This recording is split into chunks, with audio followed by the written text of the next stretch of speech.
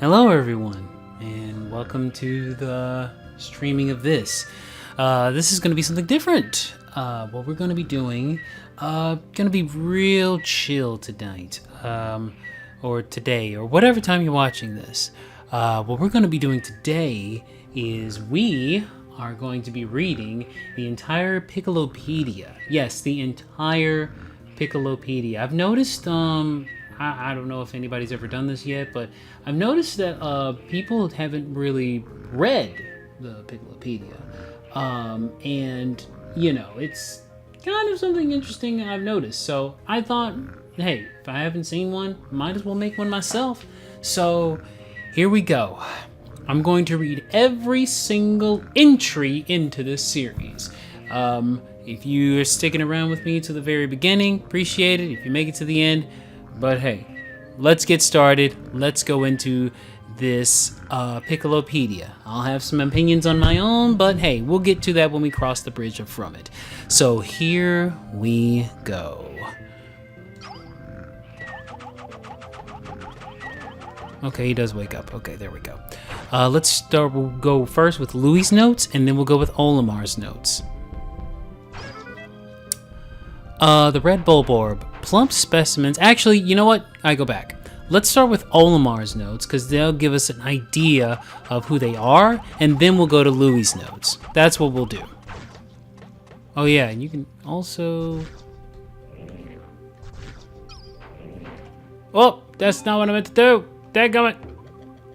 No! Oh, it's going to tell me all the things I did. I pressed the wrong button.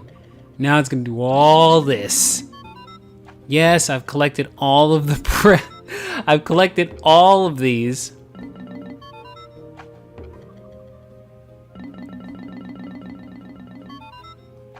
Yeah, I've gotten all of them. Yeah, all of them. Yeah, I've got all the treasures, all 201 of them.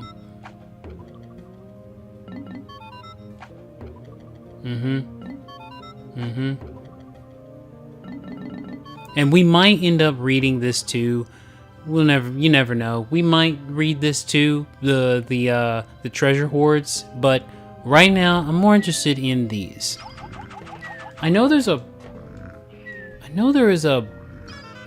no, that's not it. There it is. Okay, there he is. Yeah, you can solidify them. Ultra bitter spray. There we go. Okay. Now let's get started. Okay, sorry about that wait, y'all. The red bulborb. Oculus Kageyami russus. The grub dog family. This large organism has the familiar mandibles and cranial morphology of the grub dog family, as well as the characteristic bulging eyes. As with most of the grub dogs, the creature's cranium comprises half of its total length and girth. Showing a scarlet abdomen with white spots. This creature is primarily nocturnal, choosing to prey upon smaller creatures returning to their nests. Originally classified as a spotty bulborb, further research has reclassified this species as the red bulborb. Subspecies of varied colors have recently been discovered, but academics are divided into two rival camps over how to handle their classification. Interesting. Plump specimens are best spit roasted whole, stuffed with a lime and a slab of bacon, based frequently to ensure a magnificently moist haunch. Boy, it's so weird to read some of these. These are some $5 words. Some of them are. And some of them I don't think I'd be saying them right. But anyways, I digress. Dadgummit. There we go. The hairy bulborb.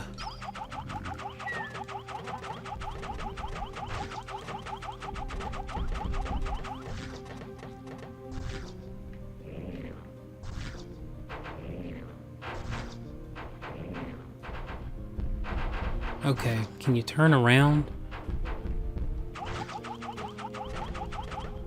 There you go. No, turn around. This was gonna take so long. Oh well. The hairy bulborb, Oculus Kageyami Follicus.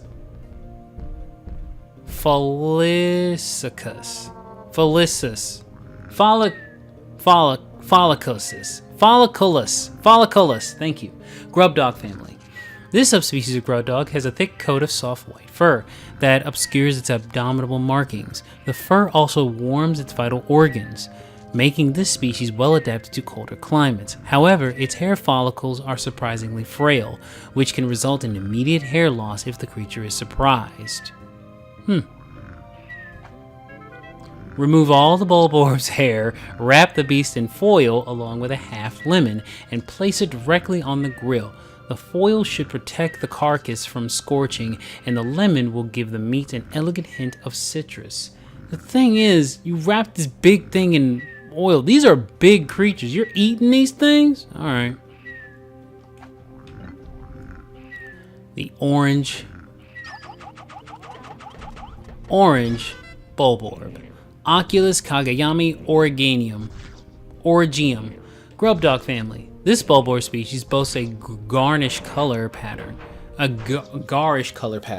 with a deep orange body and black spots.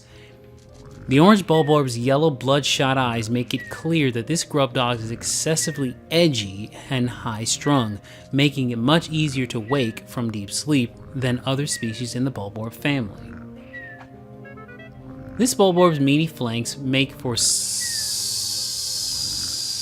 deliciously savory steaks that shouldn't be missed. Cool, you can make steaks out of it. Just a second, guys.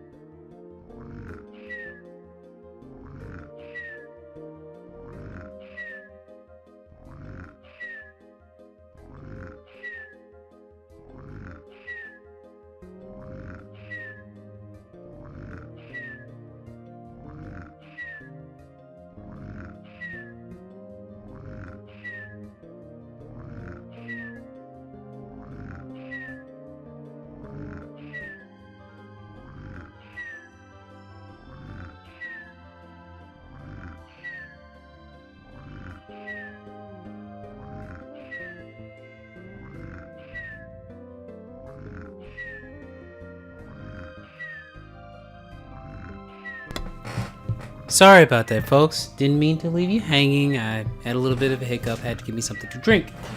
But I'm back, and let's continue reading. We did the orange bulborb.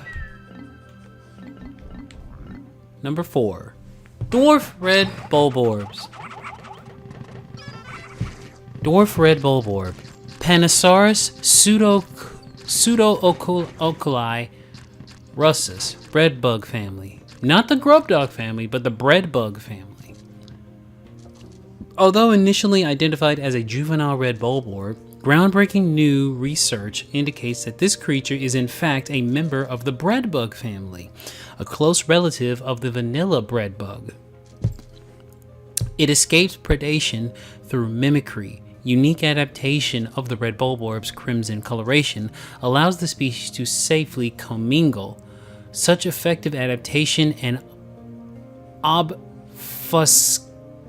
obfuscation by a prey species is rare, indicating this clever creature is a master of mimicry. Really? So they're not, so all in all, these are not normal bread bugs. They are, they're different bread bugs. Hey, what's up, Staz Gould? Doing good, man? I hope you're doing all right, my guy. For a blissful bezique, mince the entire beast finely and stir it in with heavy cream, artichoke hearts, and a pinch of black pepper. Heat slowly until piping hot. Rich and creamy. For those of you who are keeping up here, I'm just letting you know, Louie's notes here, these notes right here, tell you how to eat these things, or if they're edible for that matter. But all of our notes actually give you lore about these creatures. So if you want to know lore, cool. You want to know how to eat these things? Let's talk to Louie, right? Anyways, snow bulborbs. I can. Alright. Anyways, Olimar's notes. The snow bulborb, Panasaurus pseudo-oculi frosticus, breadbug family. Like the dwarf red bulborb, the snow bulborb is a member of the breadbug family that seeks to survive through imitating the appearance and behavior of a bulborb. Its pale coloration and blue spots make for easy identification. In particular, this organism mimics the hairy bulborb, but it is of course unable to grow the hair that gives the hairy bulborb its name. However, as the hairy bulborb has been known to lose its hair in certain circumstances, the snow bulborb is an effective mimic that is often mistaken for a member of the same species. Look at that. Alright, now to Louie's notes. Best grilled and served hot over a bed of fresh spinach and crumbled blue cheese. Wow. Huh. Okay. Alright. Dwarf orange bulborbs. Dwarf orange bulborb, Panasaurus pseudo-oculi orangeum, breadbug family. Just as dwarf red bulborbs mimic the appearance of red bulborbs, it was theorized that an orange bulborb mimicking variant must also exist. Recent field work has confirmed this theory. So basically, just the same thing as a regular bulborb, just orange, dwarf one anyway. Although difficult to prepare, this exquisite creature is more than worth the effort. Great in fajitas. You hear that, Stazghoul? These creatures are good in fajitas. Spotty Bulbear. Jeez, this guy. This big lug. Dangerous. Spotty Bulbear, Oculus terribilis dodicium. Grub dog family, a mid-sized subspecies within the grub dog family. The spotty bulbear's unique feeding habits set it apart from other grub dogs. The spotty bulbear patrols a set path, searching for prey, instead of passively feeding on the creatures that wander into a limited territorial range. When entering bulbear habitat, it is wise to proceed with extreme caution until the bulbear's patrol path can be clearly identified. This guy's just left. Oh, here he comes. He's coming back. He'll be back. Hang on. He'll be back. He's coming back. For an unrivaled green curry, peel away the spotty bulbear's skin, pulverize the juicy innards, and stew until curiously fragrant. Dang. Wow. That's interesting. The dwarf bulbears. Dwarf bulbear, Oculus terribilis, grub dog family.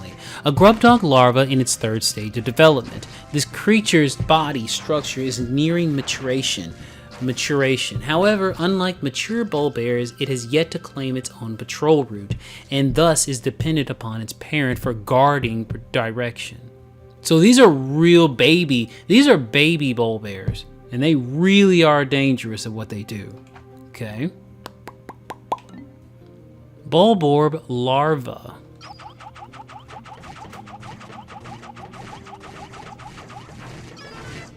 Bulborb larva, Oculus bambini, grub dog family. As its name implies, the creature is a bulborb in an early stage of development. Its distinct bulborb coloration has yet to appear, but it already exhibits other uniquely bulborb characteristics. It is capable of hunting nourishment independently without the help of its parents. This meager creature offers little meat, but its eyeballs are a local delicacy. Try them with okra and a dollop of sour cream. Basically, he's telling you, eat the eyes. They're tasty to eat. Daggum.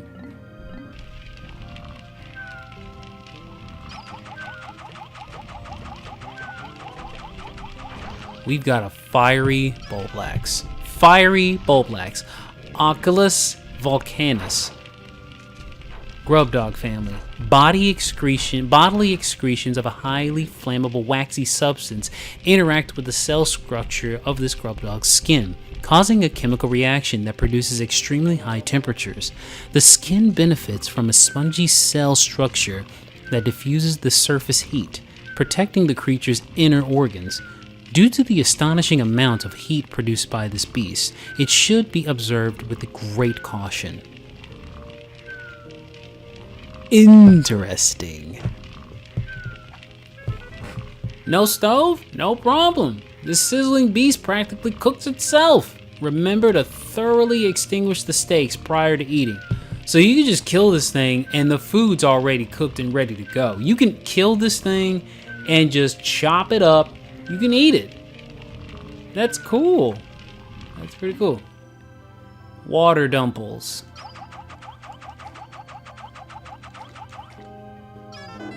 Water dumple. Oh my gosh. Okay. If I can't pronounce this word right, please forgive me. Ithiosa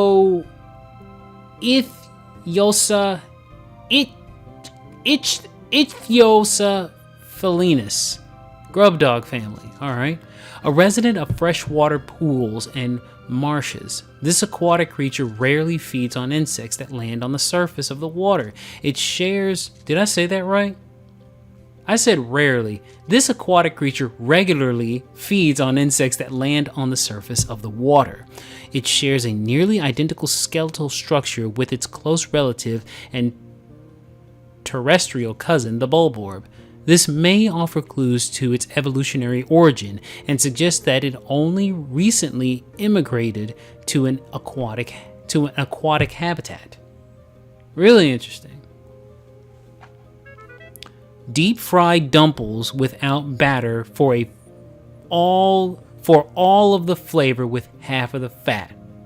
So deep fry these things and there's less fat in it. Interesting. You can deep fry these suckers. Bulbmin.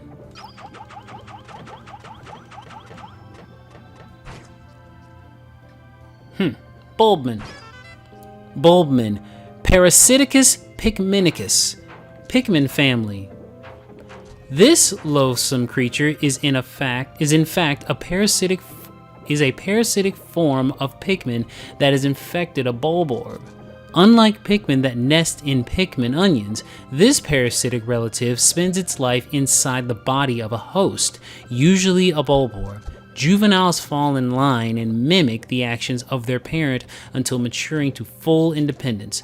by burying its root-like limbs into the nervous system of the host bulborb and infusing it with nocturnal hormonal excretions.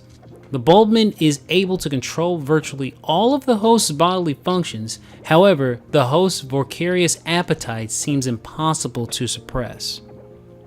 So basically, it's a Pikmin that's infected a bulborb, and that's the result. Grind the meat and season with allspice, salt, and ground white pepper. Press the seasoned meat into meat satchels, then pan fry them with onions. Prior to the serving, smother the brats. You mean the little baby ones that's following him around? Smother the brats with Dijon mustard and sauerkraut. Buns are optional. Basically, he's saying you could make these into hot dogs if you want, or not. That's pretty weird. I'm dying, but let's watch some Pikmin. I'm done. Oh, you want to watch some Pikmin? Okay. Well, I'll try to, but I said I was going to read the entire thing, Daniel Pooh. But if you're interested, we'll get to about, we'll do a few more and then we'll do some challenges. How about that? That'll work? Okay. Fiery Blowhog. The Fiery Blowhog. Sus Draconis. Sus. Sus. What the frick does that mean? Sus. Anyway, Sus Draconis Blowhog family. What the frick? Sus. What's sus about this guy? Anyway, this creature expels a volatile phosphorus compound from its snout that combusts upon contact with air. This fire-breathing ability is dependent upon the air to fuel. Okay, well, thank you. I appreciate that. Thank you so much. Because I've just noticed no one ever does this, so I was just curious about this. So I might as well have it, you know? Thank you so much. I appreciate it. But anyway, as I was saying, this fire-breathing ability is dependent upon the air-to-fuel ratio at its mouth, catalyst reaction within the expelled compound, and purification of the compound. Thus, it is highly unlikely such a complex process could cause the spontaneous explosion of a fallen blowhog. This process is also perhaps to avoid risk of spontaneous combustion in the belly of a live specimen. However, one should still treat a fiery blowhog with great care, even after its life functions have ceased. Which makes sense because I would think this little guy, every breath he takes is like a chemical reaction that happens. So when he inhales, there's a chemical reaction happening every single time he does it. So that's pretty fascinating. That's pretty cool. That's pretty interesting. Every time he breathes in and breathes out, just a scientific experiment happens every time. Anyway, Louis notes. Roast this flavorful beast for several hours, letting it stew in its own succulent juices. Don't worry about overcooking it. This beast, it's scorch proof. So you can cook this thing for as long as you want, and it'll still be good. You won't burn it too much. The moment I hear a sus joke, I'm going to break someone with the sus. I don't blame you. It's just weird. I never even knew that existed. Guess what? We're gonna hear its cousin, the watery blowhog. By the way, make sure to stay hydrated, people. The watery blowhog. Watery blowhog. Sus Luginius. Why is it sus though? What's sus about it? Anyways. Blowhog family, a variant subspecies of the fiery blowhog. The watery blowhog lacks several of the genes necessary for the production of fire-producing catalysts, and thus expels jets of the non-flammable liquid. This subspecies appears to have only recently evolved. However, the hereditary traits of the variant are dominant and highly robust, so its population is rapidly increasing. Interesting. So it's increasing. But you don't, as you play through the game, you don't see too many of them, though. No, I haven't seen the snowy blowhog. Okay, for the record, this is another reason why I'm doing this, because Pikmin 4 comes out on the 21st. So I'm doing this because of that. I didn't know there was a snowy blowhog. Oh, that's interesting. Ooh, a snowy blowhog? That's going to be something interesting, a snowy blowhog. I want to know how you can eat it. This beast's unrivaled moistness gives it a melt in the mouth quality that's incomparable. Oh my gosh, I love meat that melts in your mouth. Steak particular. Don't take that the wrong way. Okay? Don't take it the wrong way. I love meat that melts in your mouth. Tastes good. If you cook steak right, it tastes so freaking good. It's so freaking tasty. Oh man, it's so good. Ooh, the armor cannon beetle larva. If you play Pikmin 1, you know what the adult form of this thing looks like, and it is dangerous. Armor cannon beetle larva. Granitus chuckalani. Okay, the lithopod family. Wow. Alright, this specimen is a lithopod larva. This expedition was unable to confirm the existence of any mature lithiopods, leading to concerns that the species was extinct on this planet. But the discovery of the creature in larval form eased such concerns. Lithopods, like flint beetles, use internal metabacteria to aid chemical digestion. Wow. These metabacteria can only survive in certain environments, such as within the body of a certain insect. So lithopod larvae do not contain any metabacteria immediately after hatching. Let's go back and read that again. These metabacteria can only survive in certain environments, such as within the body of certain insects. So lithopod larvae do not contain any metabacteria immediately after hatching. Wow. Larvae feed on partially digested or regurgitated by mature lithopods, ensuring the larvae obtain metabacteria they would not normally have acquired. So these things act a lot like koalas, and I'll tell you that in a minute. They act like a little bit like koalas and dung beetles mixed together. Both of them do the same thing. What they do is when a baby koala is born, they don't have the immunity to eucalyptus leaves. So what do they have to do? They have to eat the poo-poo of their mothers or of their parents in order to develop an immunity. This is the same thing here. When these babies are born, when these larvae are born, they have to eat the ore from their parents so they can gain the metabacteria. That's interesting. The watery blowhog seems to have born of a dominant mutation in the fiery species. Gen X, Gen Y.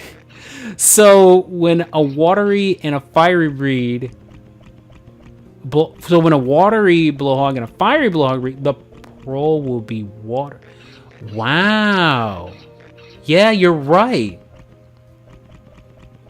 So it's a dominant mutation. So yeah, that means that the fiery blowhog could be, it could be the species of the fiery blowhog could be dwindling a bit. Anyways, carefully remove every grain of sand, peel back the exoskeleton, and slurp heartily? These aren't shrimp, these are larvae. You know what's funny though? I bet you people actually eat larvae like that in real life, for real. IRL, for real. I bet you they do. Frickin'. Okay, thank you.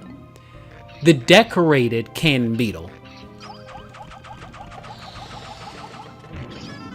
Decorated cannon beetle, Granitus decorum lithopod family. This creature is the larval form of a cannon beetle variant known for a diet consisting entirely of eating stones. The decorated cannon beetle favors stones with high iron content, which contributes to its brilliant red torso.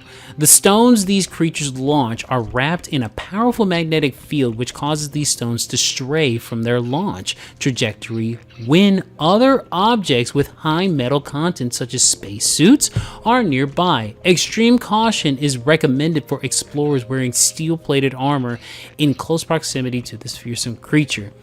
So it shoots out magnetic rocks that attract to magnetic it shoots out rocks that has a magnetic field, so it will hone in on you if you are wearing something metallic or something magnetic. Wow. We know that there are separate species of Omar notes because we know that there are separate species because of Omar's notes, but they can crossbreed, so we've got to assume the blowhog family works like Agapornis, even though they're porcine. Yeah, that could be the case. You're right. They are a separate species, and they can crossbreed. So it begs the question then: where did the snowy blowhog come from? Was it a genetic mutation from a watery blowhog? Could it have been that maybe two watery blowhogs mated and caused a genetic mutation? Because, yeah, they have a dominant gene in the fiery blowhog species, but the snowy blowhog, maybe there was a genetic mutation and it caused that. Okay. Slice the meat into tender cutlets and vigorously apply a lime and pepper rub. Pan fry until lightly crusted. Accompany with watercress and drizzle with freshly prepared tamarind sauce. Okay. Dude, but these things are huge. You've seen the size of them. Oh, did you? Nah, just a close relative. Check the demo. Okay. So funny thing is, I have not touched the demo yet, but it's okay. It's fine that you tell me that. That's cool.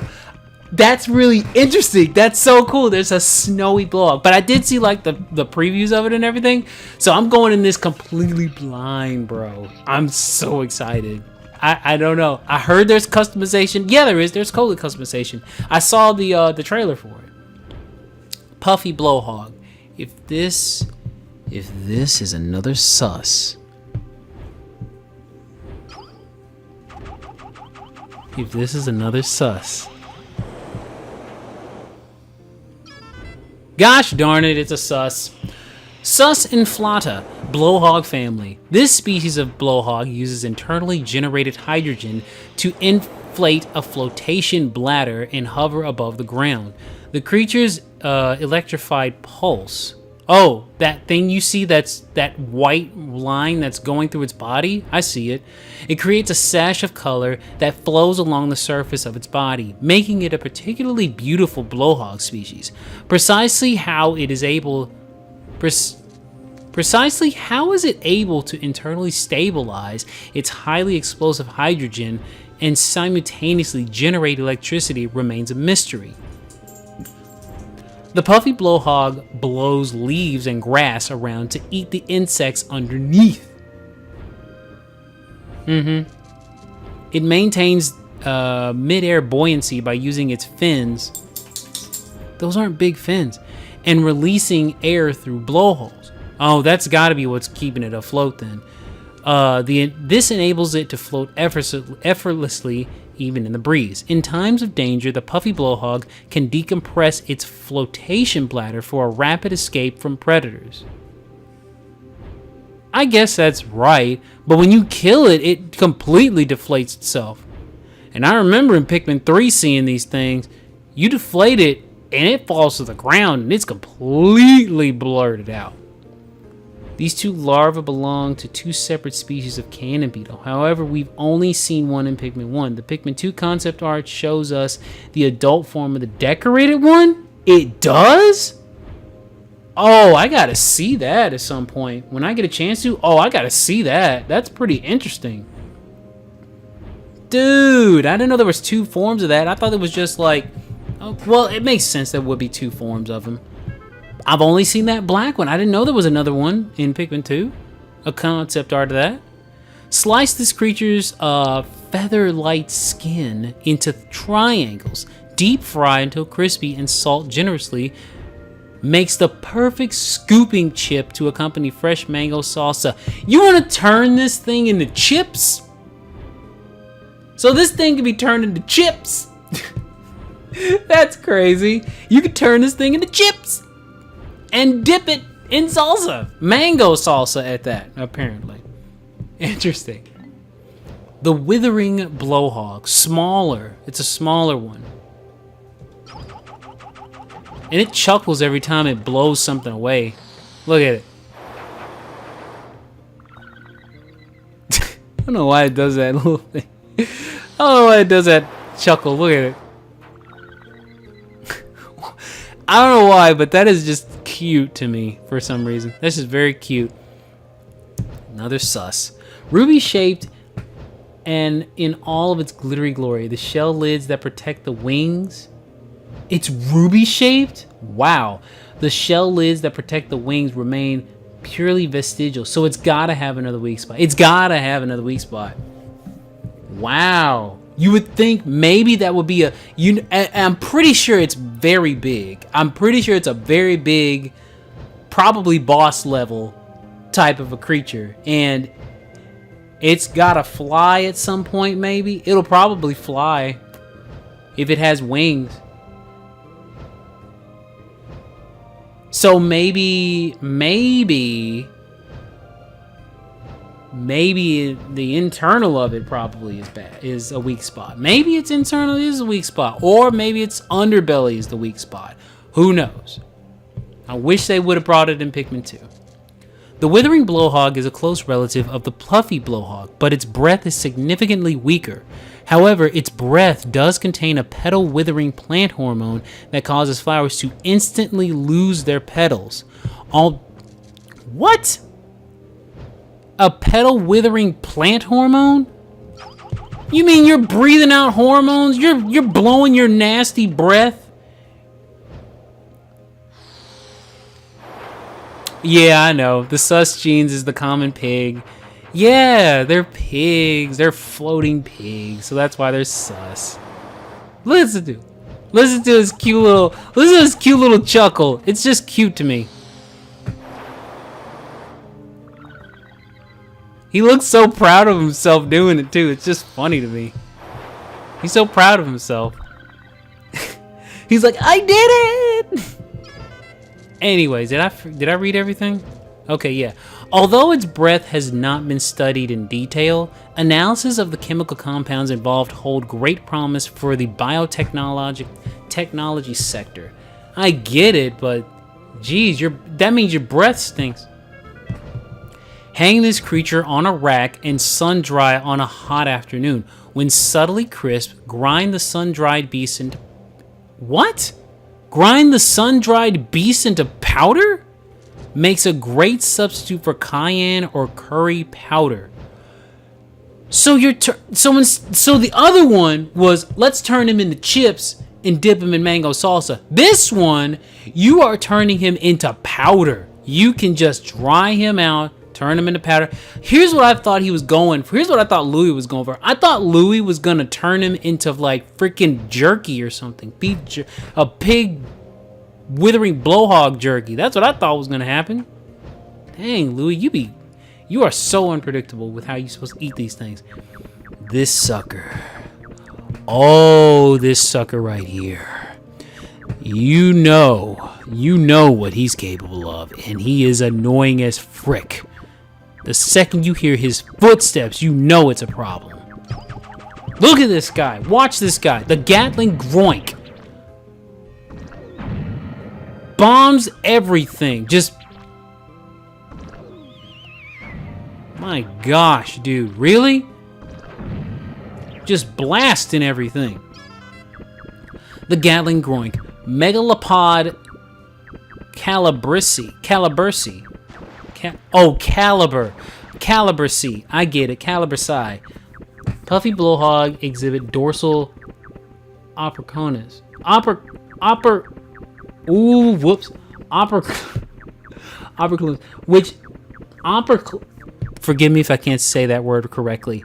Operculums, which he uses to expel the air he uses to move through the air. Most of its internal digestive tract is modified for air buoyancy, so he needs to gulp air. Wow, the puffy blowhog. Is it the puffy blowhog or the withering blowhog? You said the puffy blowhog, right? Yep. Wow, he has to. It's modified for air buoyancy, so he needs to gulp air all the time.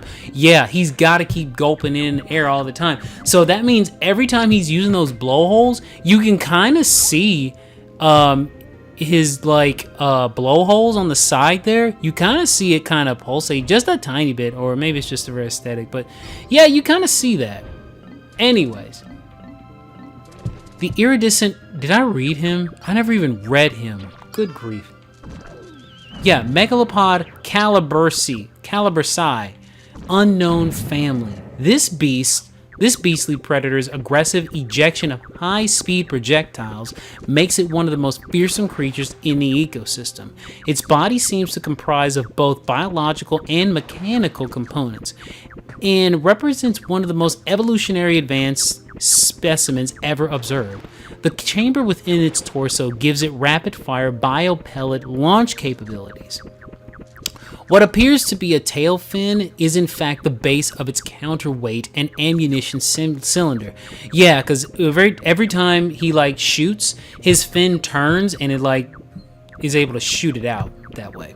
So immobilizing this appendage will prevent the groin from attacking, at least in theory. Yeah, because I've never ever done that before. I've never had Pikmin get onto his fin and prevent him from shooting. Confirmation of this suspicion remains elusive, as nobody has volunteered to test it. Well, no duh, nobody wants to test that. See what he does? Remove the cannon and ammo stockpile, then vigorously tenderize the meat with a heavy mallet. Stir fry with caramelized onions and figwort sprouts. Spoon over a steaming bowl of fluffy white rice and douse with chili sauce. I bet it tastes good. The iridescent flint beetle.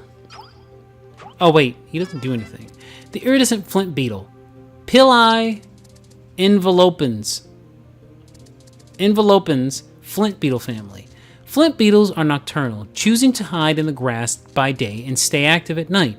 These creatures keep undigested food pellets in their stomachs to sustain them through winter. But given the right stimulus, they will spit them out.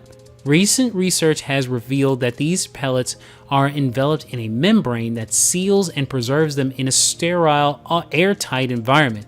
If kept at room temperature, it seems that this pellet membrane will keep its contents fresh for up to 6 months. The membrane may be made from the same substance that gives the exoskeleton of the flint beetle its beautiful sheen. Wow, the withering blowhog doesn't exhibit them. He do exhibit whiskers though, so he can sense Pikmin movement. Oh, it's like the withering blowhog doesn't obtain any real benefit out of blowing them, so it does it for fun. I figured he probably would do it for fun. You see how happy he does it when he blows on him? He's just getting a chuckle out of it every single time, and I think it's just adorable. He's just cute that way for some reason. An essential flavor, accent. What? An essential flavor accenting ingredient in gumbo in jambalaya. Also delicious in soups, broths, and marinades. Interesting, Louis. The iridescent glint beetle. Iridescent glint beetle. Pili. Oh, Arceus. Oraceus. Glint beetle family. This variety of beetle consumes subterranean minerals. Due to the fact that it rarely emerges above the ground, sightings of this particular species are extremely rare. While minerals are this beast's primary source of food, the beetle itself does not have the ability to digest these minerals. Instead, metabacteria living inside the flint beetle's stomach chemically break down the minerals. The resulting purified metal is discharged, but rare metals such as gold and platinum crystallize onto the iridescent flint beetle's shell, resulting in the beautiful laminated shimmer. Interesting. So whatever it eats, basically it is what it eats. Or you can tell what it ate based on what it looks like. I have nothing to explain about the groink. How do it eat though? Very good question. How the frick does it eat? How does it eat, bro? If I do that one more time. The doodle bug. The doodle bug. The doodle bug. Pili flattularium. Flatterum. Flint beetle family. While life forms that excrete foul musk to warn off danger are not rare, the doodle bug is the only species known to release flatulence when active above ground. Interestingly enough, since it is merely releasing the gas created by the decay of the contents of the creature's intestines, it does not have a special musk-producing organ. This means the creature is in fact merely flatulating. Spectral analysis of the rank gas indicates it contains not only methane but hydrogen sulfide as well, making the flatulence a grade 13 biohazard. What? Hold on. Give me just a second. I've got to look up.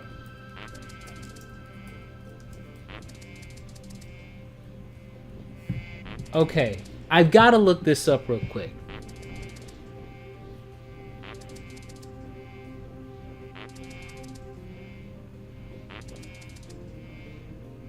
Hold on. I'm looking up what is a grade 13 bio? Dude, I'm gonna tell you right now. Oh my gosh. Okay, here's the thing about this. The highest biohazard level is BSL 4. This is the highest level of biological safety. There are a small number of BSL 4 labs around the world. So they're dangerous and exotic, posing a high risk of air transmitted infections. But this is grade 13 biohazard.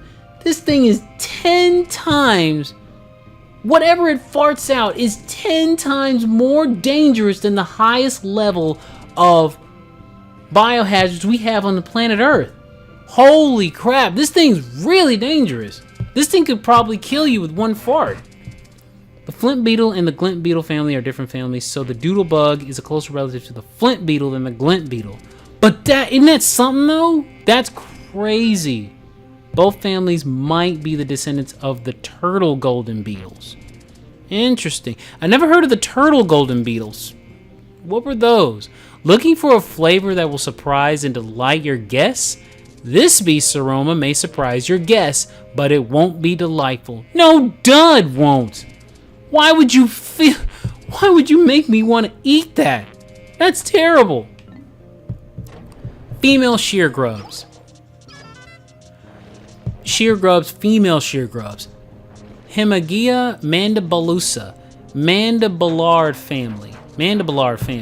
The males of this species are purple. The males of this species are purple and black creatures with tapered mouths, while the females are lighter in color and lack an armored exoskeleton. As with most mandibulards, these creatures have regressed to the point where they have lost both legs and wings.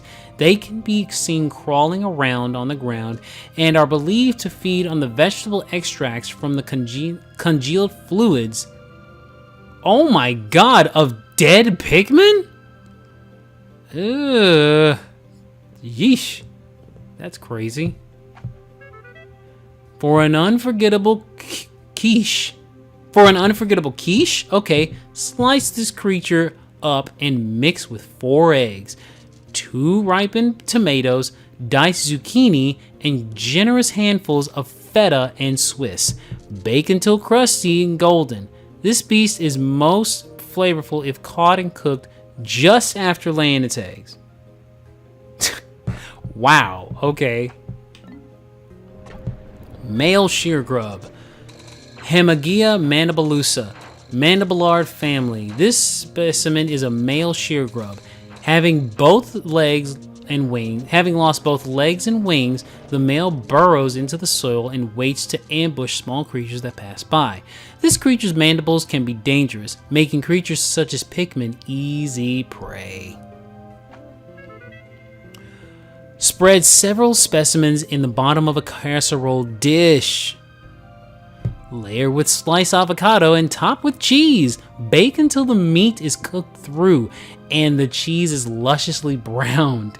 Wow, okay. Again, make it a quiche, I get it. A casserole even. Shear grubs are one of the most diverse families, having close to 7 species between games. Without counting the main one, they could be descendants of the palm beetle larvas. Huh. Interesting. Palm beetle larva. I'm really loving the comparison notes. This is really, really fascinating to me. Like, I'm really fascinated about all the creatures. That's what I love about Pikmin. The creatures that you see, and of course the Pikmins as well, but I love the creatures that you come across in this game. It's really fascinating. Then again, growing up, like, zoology was my favorite subject in high school. We got come back out. The shearwig, Hemagia vularius, mandibulard family. Unusual for their genus, flying mandibulards have retained their wings. However, only the adult males of the species can fly. Females of this species spend most of their lifespan underground. They do emerge for a period after maturation to spawn, but never metamorphose. Wow. So only the males transform, but the females, they stay the same. Huh. And then we got the cloaking burrownit. Cloaking burrownit. Trilobius trilobitinus reclusivia. Burrownit family. The snake eye pattern on this beast's shell, wow, is one of the most distinctive features. One of the most distinctive features on the burrownit family. The red pattern of the cloaking burrownit and the spikes around its mantle make it easily identifiable, while still making it a representative specimen of the burrownit family. The shell on the cloaking burrownit's back also provides a frame that fixes its muscular structure in place, and appears to give the creature its powerful needle-launching attack, which you just saw there. Interesting. Okay. Wait a minute, hold on. We didn't even see what these guys... How are you supposed to eat these? Grate this beast into a zest and whisk with sugar, cream, and chopped dark chocolate for a lusciously indulgent mousse? Really? That's a true culinary coup de grace. Wow, you can eat these things for dessert. Boil in the shell with a pinch of salt until bright red and serve piping hot with tartar sauce. So what, it's got a fishy taste to it? Maybe. We got the ravenous whisker pillar. Lepidopetra placius. Whisker pillar family. As this species of insect has only recently been discovered, fully mature specimens have yet to be collected. No molting or metamorphosis has been observed during the observation period, making it unlikely that the mature whisker pillar will be encountered anytime soon. Based on the active predation by Pikmin, it is believed that the Whiskerpillar's place in the food chain has not changed over time. Delicious skillet seared or sauteed with scallions and a red Genovese sauce. Interesting. The melanin could be processed into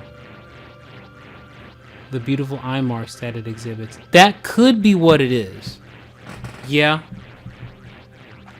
That's true. That could be how the burrow knit makes its way looking like that.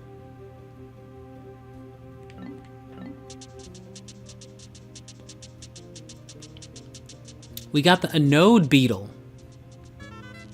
The anode beetle, Scarabum electrodia, scarab beetle family.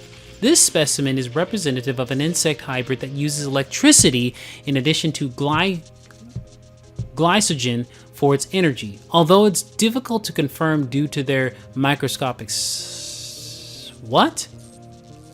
although difficult to confirm due to their microscopic size, tiny hairs on the creature's legs cause the friction that generates the electrical charge. The electrical charge is processed by the creature's internal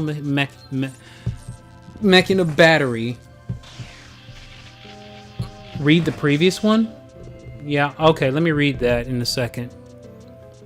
The creature's internal mechano battery structure, then stored as a deuce electroficial field.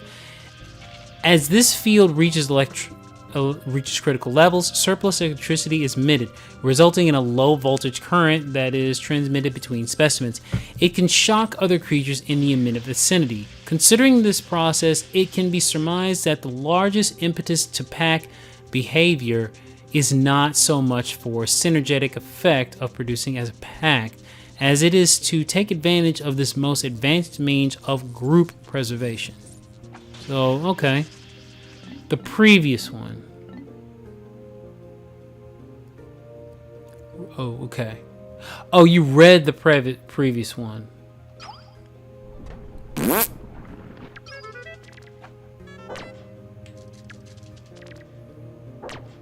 Snake-like pattern. On the beast shell is the most effective, distinctive features of the Bronet family. Red pattern cloaking, Bronet spikes around the mantle make it easily identifiable. Blah, blah, blah. The shell provides a frame that fixes most of your structure in place. Need a launching attack. Okay. The melanin, like you're right. The metite. Ugh. The Metavis infiltratus, the unknown family. These parasitic insects feed on eggs. Upon reaching maturity, they excrete a special pheromone. Oh my gosh. They excrete a special pheromone that attracts females of particular species. Enticing. No, come back out. No, come back out. Y'all gonna come back out? They ain't coming back out. Hang on. There we go. Alright.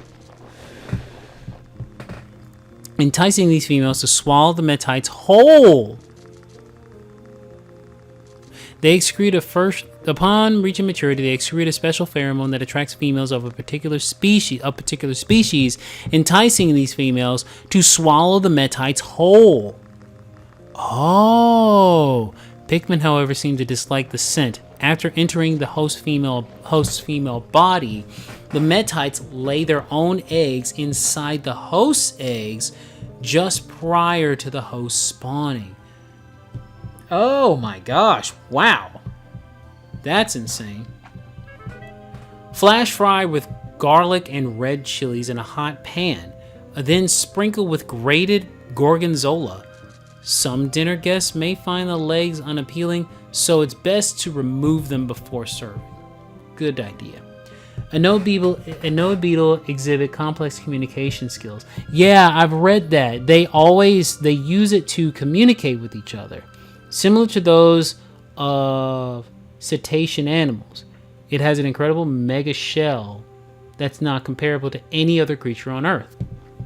True, because nothing really breaks it. Nothing really breaks the shell. You can't really hurt it. You have to flip it over in order to cause damage. Hermit Crawman. Ugh. Eyes are weird. Hermit Crawmab, Cramabarus rustica, Crawmad family. Looking at the eyes and the sickle-shaped legs, characteristic of squillas, one would think this is a squilla relative. In fact, it is a relative of the hermit crab. Well, duh, it looks like a hermit crab. By the way, I'm in my previous message. I explained burrow. It's in more detail. Oh. Cloaking Bro are literally giant. Oh my gosh, I didn't even read this part. Thank you for letting me know. The Cloaking Bro are literally